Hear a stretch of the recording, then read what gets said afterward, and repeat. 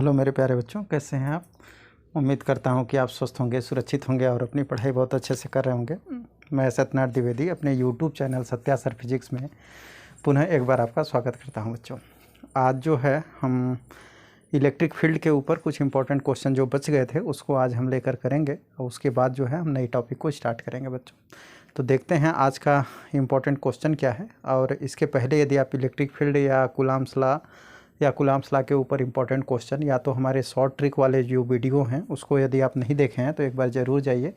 और Satya sir physics में class 12th का एक अलग सेपरेट जो है प्लेलिस्ट बना हुआ है, उसमें इलेक्ट्रोस्टैटिक एक प्लेलिस्ट है, उसमें आप इलेक्ट्रोस्टैटिक के जितने भी वीडियोस हैं हर वीडियो आपको सीक्वेंस में मिल जाएंगे।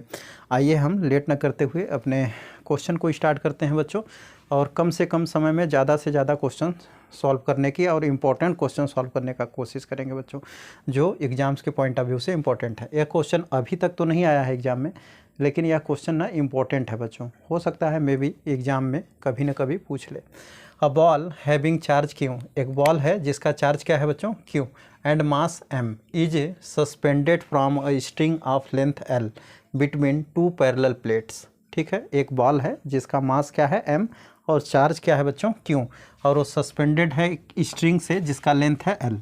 ठीक है, एल लेंथ के एक स्ट्रिंग से क्या है वो सस्पेंडेड है, और वह किसमें, बिटवीन टू पैरेलल प्लेट्स। तो दो पैरेलल प्लेट बना दीजिए, एक पैरेलल प्लेट ए है, ये दो पैरेलल प्लेट के बीच में एक जो है बॉल इस तरह से सस्पेंडेड है। एक एल लेंथ के स्ट्रिंग में, एल लेंथ का स्ट्रिंग है जिसमें जो है ये बॉल, एल लेंथ का ये स्ट्रिंग है, इसमें जो है ये बॉल सस्पेंडेड है, एल लेंथ है और इसका मास है एम और चार्ज क्या है क्यू। क्यू चार्ज और एम मास का ये बॉल एल लेंथ के स्ट्रिंग से दो पैरेलल प्लेट के बीच में सस्पेंडेड है। पूछा क्या है, और इसमें इलेक्ट्रिक फील्ड एग्जिस्ट कर रहा है, इसमें इलेक्ट्रिक फील्ड एग्जिस्ट कर रहा है। बोला व्हाट इज टाइम पीरियड, इस बॉब का टाइम पीरियड निकालना है आपको। Time period of simple pendulum if electric field is directed downward and upward. दो केस है, जब इसका जो है इलेक्ट्रिक फील्ड एक बार डाउनवर्ड हो और एक बार अपवर्ड हो तो इसमें इलेक्ट्रिक फील्ड क्या होगा। आई होप आप क्वेश्चन को समझ गए हैं।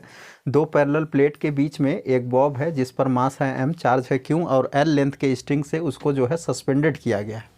और इस पैरेलल प्लेट में ना इलेक्ट्रिक फील्ड दो तरीके से है, एक डाउनवर्ड डायरेक्शन में है और एक अपवर्ड डायरेक्शन में जो है इलेक्ट्रिक फील्ड है। ठीक है, क्या पूछ रहा है कि इसका टाइम पीरियड बताइए। तो एक केस तो ये हो गया, केस फर्स्ट, और हम इसमें मान लेते हैं ये बच्चों, इसको ना केस फर्स्ट ले लीजिए, और केस फर्स्ट में हम मान लेते हैं कि इसमें इलेक्ट्रिक फील्ड ना डाउनवर्ड है, ऐसे है इलेक्ट्रिक फील्ड डाउनवर्ड है। और इलेक्ट्रिक फील्ड यदि डाउनवर्ड है यानी ऊपर से नीचे आ रहा है तो यह प्लेट पॉजिटिव होगा, क्योंकि इलेक्ट्रिक फील्ड निकलती है पॉजिटिव प्लेट से और जाती कहाँ है बच्चों, निगेटिव प्लेट पर। ठीक है, इसको हमने बताया है। तो ये निगेटिव प्लेट पर ऐसे जो है ये ऊपर से नीचे ऐसे इलेक्ट्रिक फील्ड जा रही है, ये इलेक्ट्रिक फील्ड है इस तरह से ऐसे। ठीक है, ये इलेक्ट्रिक फील्ड है और इस इलेक्ट्रिक फील्ड में ना बच्चों ये जो है चार्ज रखा हुआ है। ठीक है, ये बॉब। अब दूसरा एक केस क्या बना, केस सेकेंड जो है उसमें इलेक्ट्रिक फील्ड ना अपवर्ड है, उसमें इलेक्ट्रिक फील्ड कैसा है, अपवर्ड है। तो ये हम दो पैरेलल प्लेट ले लिए, यहाँ पर एक बॉल है, इस बॉल को जो है हम ऐसे, ठीक है, एल लेंथ का स्ट्रिंग है, इसमें बॉल है जिसका मास है एम और चार्ज है क्यू, सेम बॉल को, और ये electric field, same electric field को अब हम अपवर्ड डायरेक्शन में कर दे रहे हैं। तो बोल रहा है कि टाइम पीरियड क्या होगा दोनों के केस में, और यहाँ ऑप्शन दिया हुआ है। तो टाइम पीरियड क्या होता है, टाइम पीरियड का फार्मूला होता है T is equal to 2π√L/G या L/A, यही होता है। ठीक है, तो हमको एल लेंथ तो दिया है, एक ए एक्सेलरेशन निकालना है कि नेट एक्सेलरेशन इस पर कितना काम कर रहा है। तो नेट एक्सेलरेशन निकाल लेंगे तो हमको टाइम पीरियड पता चल जाएगा। तो देखिए इस पर फोर्स कितना काम करेगा, एक फोर्स तो इसका वेट है जो नीचे की ओर काम करेगा, ध्यान से देखिए, वेट नीचे mg नीचे काम करेगा। दूसरा इस पर एक फोर्स और काम कर रहा है, कौन सा, इलेक्ट्रिक फील्ड के द्वारा लगाया गया फोर्स, क्योंकि इलेक्ट्रिक फील्ड का काम है क्या करना, फोर्स लगाना, किसके ऊपर, चार्ज के ऊपर। तो इस बॉल के पास क्यू चार्ज है, यदि क्यू चार्ज है तो इलेक्ट्रिक फील्ड इस पर फोर्स लगाएगा।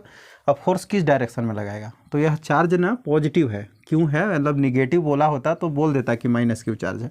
तो यदि क्यू सिंपली क्यू चार्ज बोला है तो क्यू चार्ज का मतलब कि पॉजिटिव चार्ज है। यदि पॉजिटिव चार्ज है तो इलेक्ट्रिक फील्ड में ये इधर क्या है पॉजिटिव और इधर क्या है निगेटिव, तो इस पर यदि पॉजिटिव चार्ज है तो यह क्या करेगा, इलेक्ट्रिक फील्ड इसको नीचे की ओर ही फोर्स लगाएगा। और नीचे की ओर जब इस पर फोर्स लगाएगा तो कितना लगाएगा, क्यू इंटू ई फोर्स लगाएगा बच्चों, क्योंकि ई इज इक्वल टू होता है क्या, F by Q.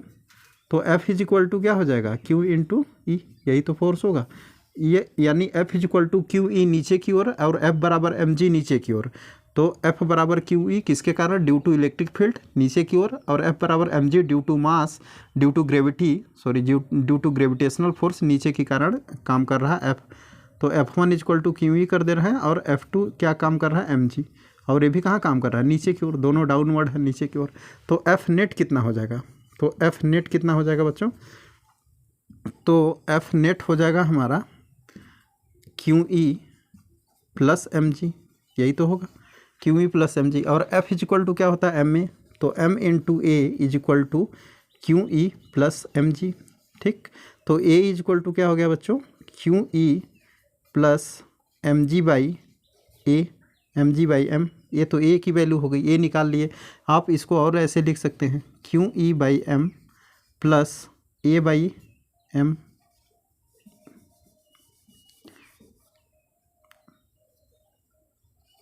Plus G, ये हो गया। ए एम से यहाँ क्यू ई बाई एम और यहाँ एम से एम कैंसिल हो गया, तो ए इज इक्वल टू आ गया Q E by M plus G. यहाँ पुट कर देंगे तो टाइम पीरियड कितना आ जाएगा, टाइम पीरियड आ जाएगा 2 pi under root L by, यहाँ पर क्या हो गया बच्चों, Q E by M plus G, यही तो हो गया Q E by M plus G, ये हो गया। ठीक, यहाँ हो गया Q E by M plus G. तो यहाँ पर देख लीजिए कहाँ दिख रहा है, 2 pi under root L by ji plus Q E by M. ठीक है, ये तो आ रहा है। इधर वाला देख लेते हैं इसका निकाल के, तो इसमें इलेक्ट्रिक फील्ड कहाँ काम कर रहा है, ऊपर की ओर। तो यहाँ पर कौन सा चार्ज होगा, पॉजिटिव चार्ज होगा बच्चों। और यहाँ पर क्या काम कर रहा है, निगेटिव चार्ज होगा यहाँ। यदि ये इलेक्ट्रिक फील्ड ऊपर जा रहा है तो अब यहाँ पर वेट कहाँ काम करेगा, एम जी तो नीचे की ओर ही काम कर रहा है, लेकिन अब इस पर चार्ज है प्लस, यहाँ भी प्लस है, तो ये कहाँ फोर्स लगेगा, ऊपर की ओर। तो इस पर इलेक्ट्रिक फील्ड फोर्स लगाएगा कितना, क्यू ई, और उसका डायरेक्शन क्या होगा, ऊपर की ओर। तो Q E electric field force जो है ऊपर की ओर है, और जो एम जी है वो नीचे की ओर है। तो एफ नेट कितना होगा, यहाँ पर एफ नेट हो जाएगा आपका एम जी माइनस क्यू ई।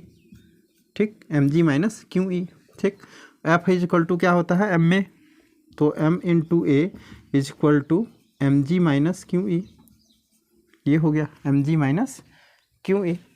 ठीक, अब यहाँ से आप यदि ए की वैल्यू निकालें तो क्या हो जाएगा, G minus Q E by M, ये हो गया ए की वैल्यू। अब ए की वैल्यू आप टी में पुट कर दीजिए तो टाइम पीरियड क्या मिल गया, टी इज इक्वल टू मिला 2 pi under root L by g minus Q E by M. ये है हमारा इलेक्ट्रिक फील्ड किसके कारण, दो डाउनवर्ड इलेक्ट्रिक फील्ड है तो टाइम पीरियड इतना होगा, और जब अपवर्ड इलेक्ट्रिक फील्ड है तो टाइम पीरियड इतना होगा। तो यहाँ पर अब ऑप्शन देख लेते हैं, तो टाइम पीरियड देख लीजिए, T is equal to 2 pi L by, तो ए एल तो नीचे है तो ए ऑप्शन तो होगा नहीं, इसमें एल ऊपर है, जी प्लस यहाँ पर क्यू ई बाई क्यू है, तो ऐसा कोई ऑप्शन है नहीं, तो ये भी खत्म हो गया। यहाँ पर देखिए 2 pi L by ji plus Q E by M.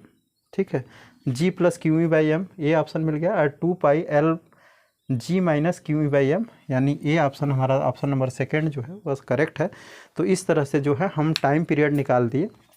तो इलेक्ट्रिक फील्ड और पेंडुलम, इलेक्ट्रिक फील्ड का डायरेक्शन यदि वेट के डायरेक्शन में है तो टाइम पीरियड जो है वो घट जाता है, टाइम पीरियड घट जाता है। और यदि इलेक्ट्रिक फील्ड और वेट दोनों अपोजिट डायरेक्शन में तो टाइम पीरियड बढ़ जाता है, क्योंकि ये नीचे की वैल्यू कम हो रही है, तो नीचे की वैल्यू कम होने से टाइम पीरियड बढ़ेगा। तो टाइम पीरियड किस केस में बढ़ रहा है, तो टाइम पीरियड जो अब इलेक्ट्रिक फील्ड और वेट दोनों अपोजिट डायरेक्शन में है तो टाइम पीरियड बढ़ रहा है, और जब दोनों सेम डायरेक्शन में है तो टाइम पीरियड क्या हो रहा है, घट रहा है। एक इन्फॉर्मेशन यहाँ से ये भी मिल गया। तो यह क्वेश्चन इंपॉर्टेंट था इसलिए हम इसको किए। अब नेक्स्ट क्वेश्चन देखते हैं, नेक्स्ट क्वेश्चन क्या है। ओके बच्चों, नेक्स्ट क्वेश्चन है, क्वेश्चन इंपॉर्टेंट है। तो देखते हैं क्या है question. A block of mass m having charge q is attach to the spring. बोला एक ब्लॉक है, ये आपका ब्लॉक है, इस ब्लॉक का जो मास है वो बोल रहा है m है, मास है m and charge q attach to the spring constant k, spring से अटैच है और उस स्प्रिंग का स्प्रिंग कांस्टेंट के है। ठीक है, स्प्रिंग कांस्टेंट क्या है, आई होप आप 11th में पढ़े होंगे। This arrangement is placed in uniform electric field, और इस अरेंजमेंट को, इस पूरे सेटअप को यूनिफॉर्म इलेक्ट्रिक फील्ड में प्लेस कर दिया गया है। ठीक है, electric field E on smooth horizontal surface as shown in the figure, ये फिगर दिया हुआ है। ठीक है, इनिशियली स्प्रिंग इज अनस्ट्रेच्ड, शुरू में ये स्प्रिंग जो है वह अनस्ट्रेच्ड है, मतलब इलेक्ट्रिक फील्ड के कारण उस पर कोई जो है फोर्स नहीं था शुरू में, इनिशियली जब ये इलेक्ट्रिक फील्ड में नहीं रखा गया था। जैसे इसको इलेक्ट्रिक फील्ड में पुट किए तो बोल रहा है कि the extension in the spring in equilibrium position will be, equilibrium position से यह कितना एक्सटेंशन इसमें होगा, ये कितना एक्सटेंशन इसमें आएगा इक्विलिब्रियम पोजीशन से।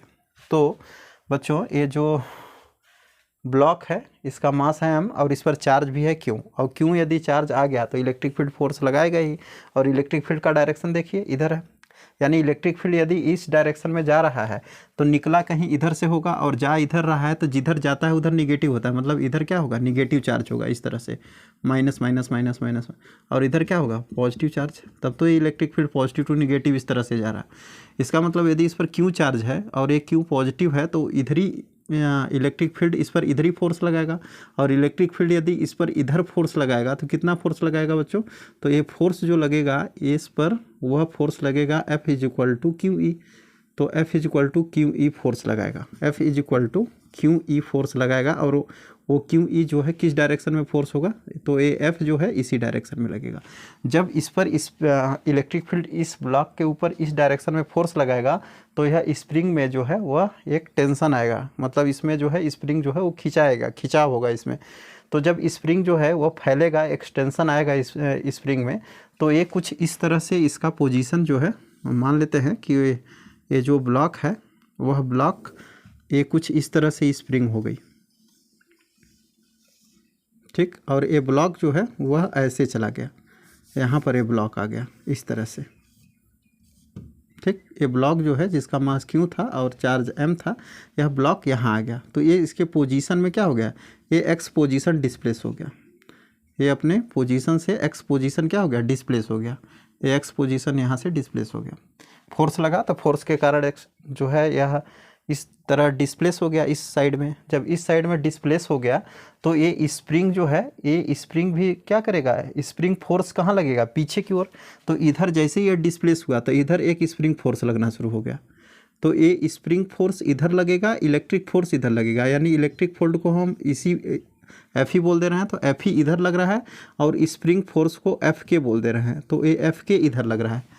तो एक फोर्स जैसे ही एक जो है ब्लॉक के ऊपर इलेक्ट्रिक फील्ड फोर्स लगा के इसको खींचा, इसका एक्सटेंशन किया, तो एक्सटेंशन करने के बाद जो ये स्प्रिंग था ना, स्प्रिंग में स्प्रिंग कांस्टेंट के कारण, स्प्रिंग के कांस्टेंट के कारण इसमें एक फोर्स स्प्रिंग का इधर लगने लगा, तो स्प्रिंग फोर्स इधर, इलेक्ट्रिक फोर्स इधर।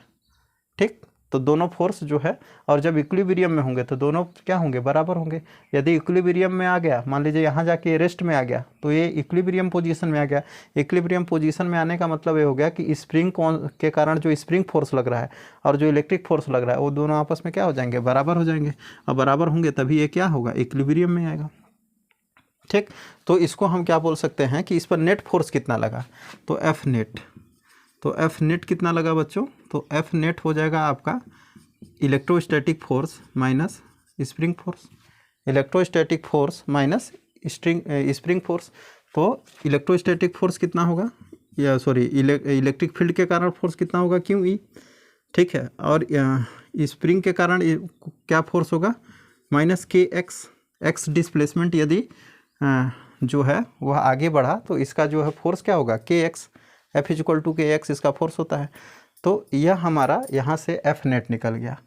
तो अब हम यहाँ से हमको क्या पूछा है कि then extension in the spring, यानी एक्स की वैल्यू पूछा है कि एक्स कितना होगा। तो यदि ये इक्विलिब्रियम में आया, मान लेते हैं कि एट इक्विलिब्रियम पोजीशन जो है यह किसके बराबर होगा, at equilibrium position, at equilibrium पर, at equilibrium position equilibrium position में क्या हो जाएगा बच्चों, इक्विलिब्रियम पोजीशन में जो होगा यह स्प्रिंग फोर्स और इलेक्ट्रोस्टैटिक फोर्स आपस में बराबर हो जाएगा। यानी हम क्या बोल सकते हैं कि एफ ई बराबर एफ के, ठीक है। तो एफ ई क्या है, क्यू ई, और एफ के क्या है, के एक्स। तो एक्स इज इक्वल टू क्या हो गया, एक्स इज इक्वल टू क्या हो गया, क्यू ई बाई के। यही तो हमारा क्या है, extension in the spring in equilibrium position. Equilibrium position में कितना एक्सटेंशन होगा स्प्रिंग में। तो एट इक्विलिब्रियम पोजीशन जैसे इलेक्ट्रिक फील्ड में रखेंगे तो यह इलेक्ट्रिक फील्ड इस पर फोर्स लगा के इसको जो है ब्लॉक को खींचेगा, इधर एक्सटेंशन करेगा। जैसे ये ब्लॉक इधर जाएगा, ठीक है, तो इसमें जो है स्प्रिंग फोर्स आना शुरू होगा। जैसे स्प्रिंग को यदि आप खींचते हैं ना तो स्प्रिंग क्या करती है, वो अपने आप को किस पोजीशन में लाना चाहती है, इक्विलिब्रियम पोजीशन में लाने का प्रयास करती है। तो इक्विलिब्रियम पोजीशन में लाने का वो अपने अंदर के इंटरनल फोर्स, इस जो स्प्रिंग फोर्स है उसके कारण आता है। तो इसमें स्प्रिंग फोर्स लगना शुरू हुआ, तो स्प्रिंग फोर्स इधर लगेगा और इलेक्ट्रिक फील्ड फोर्स उधर लगेगा। और यदि ये ब्लॉक यहाँ पर जाके रुक गया, इसका मतलब इक्विलिब्रियम में आ गया। और इक्विलिब्रियम में कोई चीज़ यदि ये रेस्ट में आया, यदि इधर से भी एक खींच रहा है कोई और इधर से भी इसको खींच रहा है, और यदि यहाँ पे रेस्ट में है तो इसका मतलब इधर का फोर्स और इधर वाला फोर्स दोनों बराबर हो गया। तो दोनों जब बराबर हो गया एट इक्विलिब्रियम पोजीशन, दोनों बराबर हो गया, तो F is equal to Q E और F is equal to K X. तो X is equal to Q E by K, ये जो है हमारा आंसर आ गया। तो ये हो गया क्यू ई बाई के, ये आ गया आपका एक्सटेंशन इन द स्प्रिंग। यदि मैक्सिमम एक्सटेंशन पूछता ना बच्चों तो ये क्या हो जाता, डबल हो जाता, ये हो जाता 2 क्यू ई बाई के। अब मैक्सिमम एक्सटेंशन पूछता तो ये होता, यदि एक्सटेंशन पूछा है तो क्यू ई बाई के होगा। ओके, नेक्स्ट क्वेश्चन देखते हैं कि नेक्स्ट क्वेश्चन क्या है। ओके बच्चों, नेक्स्ट क्वेश्चन है हमारा, इसमें लिखा है 64 drop of radius 0.02 metre and each carrying a charge 5 microcoulomb. 64 drops है, ठीक है। अब वाटर ड्रॉप्स है कि क्या ड्रॉप्स है ये तो लिखा नहीं है, but 64 drops of radius 0.02 metre and each carrying a charge कितना, एक जो है 5 microcoulomb, two are combined to form a bigger drop. और वो कंबाइन होके क्या फॉर्म कर रहा है, बिगर ड्रॉप। अब बोल रहा है कि the ratio of surface charge density in 2 cases, इन दोनों केस में सरफेस चार्ज डेंसिटी का रेशियो क्या होगा। मतलब जब वह स्मॉल ड्रॉप था और वह जब बिग ड्रॉप बना तो उन दोनों के केस में सरफेस चार्ज डेंसिटी का रेशियो पूछ रहा है।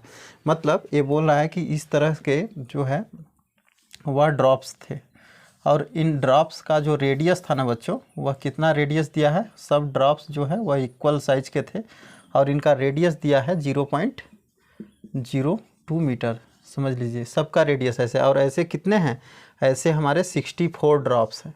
और वह 64 ड्रॉप्स जो हैं इस तरह से वो मिलकर कंबाइन होकर ये 64 इस तरह से ड्रॉप्स हैं हमारे।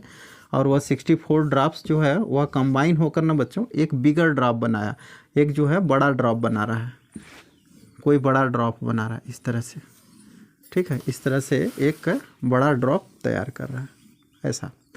तो बोल रहा है कि इस बड़े ड्रॉप का the ratio of surface charge density in 2 cases, इन दोनों केस का जो है सरफेस चार्ज डेंसिटी का रेशियो चाहिए।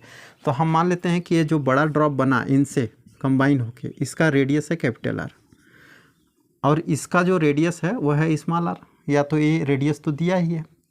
तो हम पहले इसका वॉल्यूम कितना होगा, इसका वॉल्यूम इस पूरे 64 ड्रॉप के वॉल्यूम के बराबर होगा। मतलब इसी को पूरा मिला के तो ये बनाया गया है, बड़ा ड्रॉप बनाया गया है।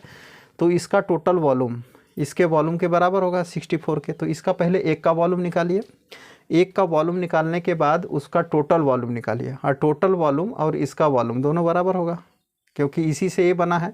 तो यदि किसी चीज़ को मेल्ट करके दूसरे फॉर्म में उसको कन्वर्ट किया जा रहा है तो उसका वॉल्यूम जो है वो सेम होता है।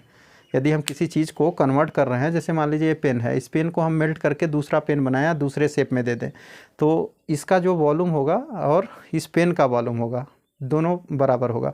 तो यदि इससे ये बन रहा है तो इसका वॉल्यूम और इसका वॉल्यूम क्या होगा, सेम होगा। तो पहले volume of each small ball, पहले आप volume of each small ball या ड्रॉप्स, ईच स्मॉल ड्रॉप, एक स्मॉल ड्रॉप का जो है वह वॉल्यूम कितना होगा। तो ये स्फेरिकल फॉर्म में है, या तो 4/3 पाई r क्यूब, r की जगह क्या होगा बच्चों 0.02 का क्यू, ये होगा 1 का। तो इसे ऐसे कितने हैं 64, तो टोटल वॉल्यूम कितना होगा, तो वॉल्यूम ऑफ 64 स्मॉल ड्रॉप। तो क्या लिखेंगे, वॉल्यूम ऑफ 64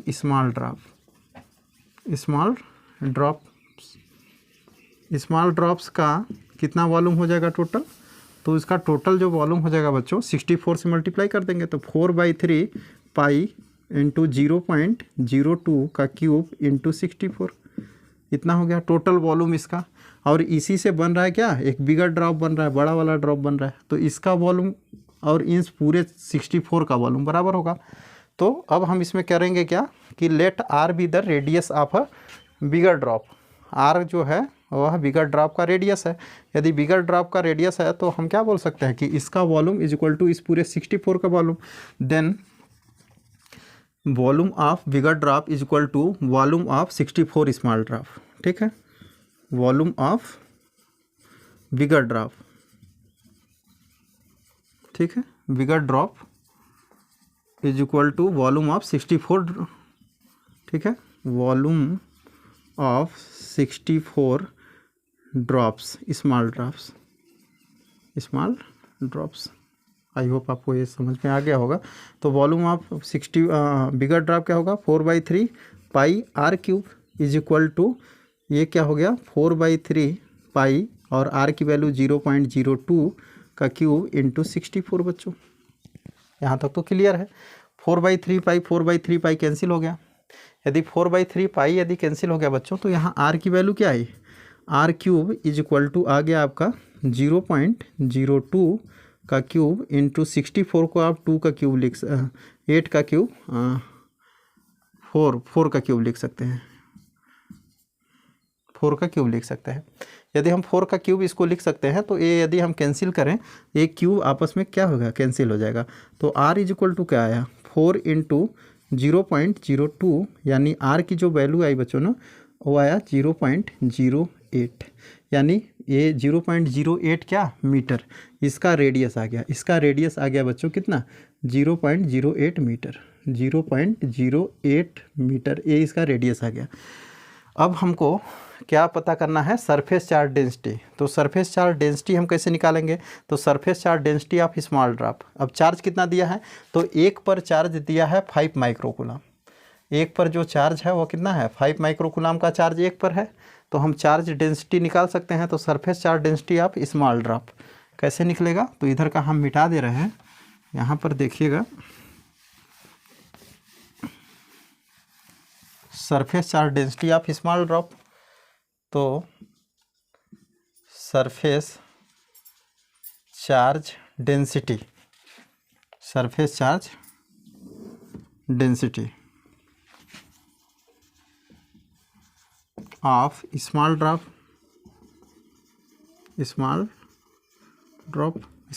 का surface charge density. Surface charge density ये चूँकि किस फॉर्म कैसा है, स्फेरिकल है। तो स्फेरिकल है बच्चों, तो कंडक्टर यदि है, यदि ड्रॉप कंडक्टर है और उस पर चार्ज है और वो स्फेरिकल फॉर्म में है, तो उस कंडक्टर के ऊपर यदि वो स्फेरिकल फॉर्म में है तो उसका जो चार्ज होगा उसके सरफेस पर होगा पूरा। तो यदि सरफेस पर होगा तो surface charge density small drop का क्या होगा, तो हम उसको किससे रिप्रेजेंट करते हैं, ρ1 से कर देते हैं। ρ1 इज इक्वल टू क्या होगा, चार्ज पर यूनिट एरिया। तो सरफेस एरिया, तो स्फेयर है तो स्फेरिकल का सरफेस एरिया क्या होगा, 4πr², 4πr²। तो क्या होगा, स्मॉल ड्रॉप का निकाल रहे हैं तो 4πr², यानी आर का मतलब क्या है, स्मॉल था, r², ये हो गया। यही तो होगा चार्ज डिवाइडेड बाई 4πr², ये हो गया आपका। अब चार्ज कितना दिया था, तो चार्ज दिया था बच्चों 5 माइक्रोकूलम। तो 5 इंटू 10⁻⁻6 और इंटू 4π और r² क्या 0.02 का स्क्वायर, ये हो गया। ये सरफेस चार्ज डेंसिटी आ गया आपका स्मॉल चार्ज के ऊपर। कैपिटल चार्ज के ऊपर कितना होगा, तो capital surface charge density of bigger drop. तो बिगर ड्रॉप पर सरफेस चार्ज डेंसिटी हम कैसे निकालेंगे, तो बिगर ड्रॉप के लिए हम इसमें कर देते हैं surface charge density, surface charge density of bigger drop bigger drop का क्या होगा, rho two is equal to Q by 4 pi capital R square. Charge कितना होगा इस पर, तो बिगर ड्रॉप में जो चार्ज होगा बच्चों वह कितना होगा, 1 का चार्ज इंटू 64 टाइम्स, यही तो होगा 64 टाइम्स। तो हम क्या करेंगे 5 इंटू टोटल चार्ज कितना हो गया 5 into 10⁻⁻6 into 64 divided by 4 pi into 0.08 का स्क्वायर, ये हो गया। अब यदि आप इन दोनों को जो है रेशियो निकालना चाहते हैं तो रो1/रो2 इज इक्वल टू, यदि आप डिवाइड करेंगे बच्चों तो ये तो कट जाएगा, ठीक है। 4 पाई से 4 पाई कैंसिल हो गया और ए जो है ऊपर चला गया, तो क्या हो गया, ये ऊपर गया तो ये हो गया 0.08 का होल स्क्वायर डिवाइडेड बाई आपका नीचे क्या बच गया, नीचे बच गया 64, ए बच जाएगा नीचे 64 इंटू 0.02 का होल स्क्वायर, ठीक। तो ये कितना आएगा आपका, यदि आप इसको सॉल्व करें तो ये 2 डिजिट बाद है, इसमें भी 2 डिजिट, तो पॉइंट हटा दीजिए। तो आप इसको ऐसे लिख सकते हैं 8 डिवाइडेड बाई 64 इंटू 2, ठीक। 2 4 जा 8, ठीक। और इसमें सॉरी यहाँ पर ना आपका थोड़ा सा यहाँ आया 8, यहाँ आ गया 8 square of 8 divided by 64 into square of 2, ठीक। इसको हम ऊपर सॉल्व कर दे रहे हैं, आपको शायद या तो इधर सॉल्व कर दे रहे हैं बच्चों। यहाँ पर देखिए यदि आप इसको सॉल्व करेंगे तो क्या होगा 64 ऊपर में रो1/रो2 is equal to 64 divided by 64 into क्या हो गया 4, तो 64 से 64 का कैंसिल 1/4 इज इक्वल टू 1/4, ये आया। तो 1/4 ऑप्शन नंबर 2। कैसे किए, पहले हम एक स्मॉल ड्रॉप का वॉल्यूम निकालें। स्मॉल ड्रॉप का जो है वॉल्यूम निकालने के बाद हम उसको 64 से मल्टीप्लाई कर दिए तो पूरे 64 ड्रॉप का वॉल्यूम निकल गया, और उस 64 ड्रॉप को मिलाकर एक बड़ा ड्रॉप बन रहा था। तो बड़े ड्रॉप का वॉल्यूम और 64 का वॉल्यूम बराबर होगा। तो यहाँ से हम पहले रेडियस निकाल लिए बड़े वाले का, बड़े वाले जो है ड्रॉप का क्या निकाल दिए, रेडियस निकाल दिए। अब रेडियस निकालने के बाद हमको सरफेस चार्ज डेंसिटी का रेशियो चाहिए था, तो हम स्मॉल चार्ज जो था, स्मॉल चार्ज डेंसिटी यानी surface charge density of small drop का सरफेस चार्ज डेंसिटी, तो स्मॉल जो ड्रॉप था, छोटा वाला ड्रॉप, उस पर चार्ज कितना था, उस पर चार्ज था इतना 5 माइक्रोकूलम, तो 5 into 10⁻⁻6 into 4 pi R square उसका radius. Surface charge density of big drop, अब बिग ड्रॉप का जो है सरफेस चार्ज डेंसिटी कितना होगा, तो उसका टोटल चार्ज, तो बिग ड्रॉप पर टोटल चार्ज कितना होगा, तो एक पर कितना था 5 माइक्रोकूलम, दूसरे पर भी 5 माइक्रोकूलम, और ऐसे ऐसे 60 जो है 64 जो है वो चार्जेस को मिलाकर बनाया गया था। तो एक ड्रॉप के ऊपर जो है 5 माइक्रोकूलम, तो 64 पर कितना, तो 64 इंटू 5 माइक्रोकूलम कर दिया, तो ये पूरे वाले का चार्ज निकल गया, और divided by 4 pi R square, तो इसका बड़े वाले का रेडियस रख दिए। तो इस तरह से रो1/रो2 कर दिए, तो ये हमारा जो है ये चार्ज से चार्ज कट गया, 4 पाई से 4 पाई कट गया, 64 नीचे आएगा, ये ऊपर गया, तो इस तरह से 1/4 हमारा आंसर आ गया। आई होप आपको ये चीज़ क्लियर हो गया होगा। आगे जो है हम ओके बच्चों, ये नेक्स्ट क्वेश्चन है, बोला calculate the magnitude of electric field which can just suspended a deuteron of mass इतना फ्रीली इन एयर। एक ड्यूट्रॉन है जिसका मास इतना है, इसको फ्रीली एयर में जो है वो सस्पेंडेड किया गया है। मैग्नीट्यूड ऑफ इलेक्ट्रिक फील्ड पूछा जा रहा है, इलेक्ट्रिक फील्ड का मैग्नीट्यूड बताइए। तो एक ड्यूट्रॉन है, इसको एयर में सस्पेंड किया गया है, एयर में इसका मास कितना दिया है 3.2 इंटू 10⁻⁻27 kg, ये हमारा एयर में सस्पेंडेड है। तो इस पर जो है क्या बोल रहा है, calculate magnitude of electric field, ठीक है, इलेक्ट्रिक फील्ड निकालना है। तो electric field E is equal to क्या होता है, F/Q, यही होता है बच्चों। तो E is equal to electric field कितना होगा, calculate the magnitude of electric field which can just suspended deuteron of mass इतना। एक ड्यूट्रॉन है जिसका मास इतना है, इसको सस्पेंड किया गया है एयर में, इस पर इलेक्ट्रिक फील्ड कितना होगा। तो देख लेते हैं कि F/Q, F is equal to क्या होता है बच्चों, ma/Q, यही तो होता है ma/Q, या A के जगह अब देखिए ये जो फोर्स, इस पर एक ही फोर्स काम कर रहा है, कितना mg नीचे की ओर। तो F के जगह ma के जगह क्या लिखेंगे हम, F के जगह mg/Q, F is equal to mg, एक ही फोर्स तो काम कर रहा है एम जी नीचे की ओर। तो एम का मान क्या दिया है 3.2 इंटू 10⁻27 इंटू जी का वैल्यू हम 10 रख लेते हैं डिवाइडेड बाई क्यू। अब चार्ज, तो चार्ज की वैल्यू क्या होगी यहाँ पर, तो ड्यूट्रॉन है, तो ड्यूट्रॉन पर जो चार्ज की वैल्यू होगी बच्चों वह कितना होगा 1.6 इंटू 10⁻27 सॉरी -19 इतना होगा 1.6 इंटू 10⁻19 ये हो गया।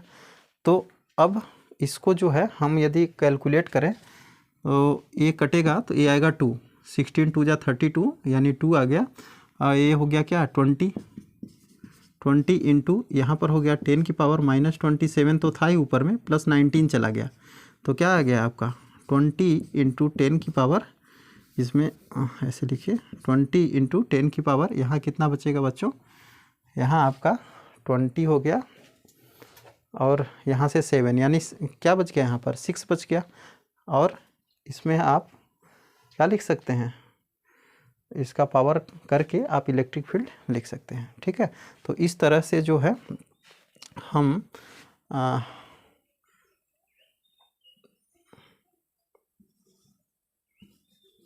-8 होगा ना, ठीक है। ये इलेक्ट्रिक फील्ड, इसकी यूनिट क्या होगी न्यूटन पर कूलम, इतना इलेक्ट्रिक फील्ड होगा 20 इंटू 10⁻8। और इसको आप क्या लिख सकते हैं, इसको आप लिख सकते हैं 2 इंटू 10⁻7 न्यूटन पर कूलम, इस तरह से। ठीक है, तो आप ये हमारा इलेक्ट्रिक फील्ड हो गया। आई होप आपको क्लियर हो गया होगा कि कैसे इसको सॉल्व किया गया है।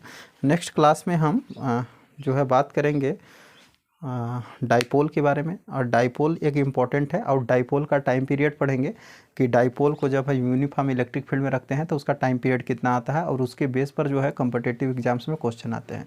तो नेक्स्ट क्लास में हमारा जो है वह डाइपोल होगा, डाइपोल मोमेंट होगा और टॉर्क होगा, और यही होगा बच्चों। और इसके बाद हम नेक्स्ट देखेंगे कि नेक्स्ट में हमको क्या करना है। आज के लिए इतना ही, thank you, have a nice day.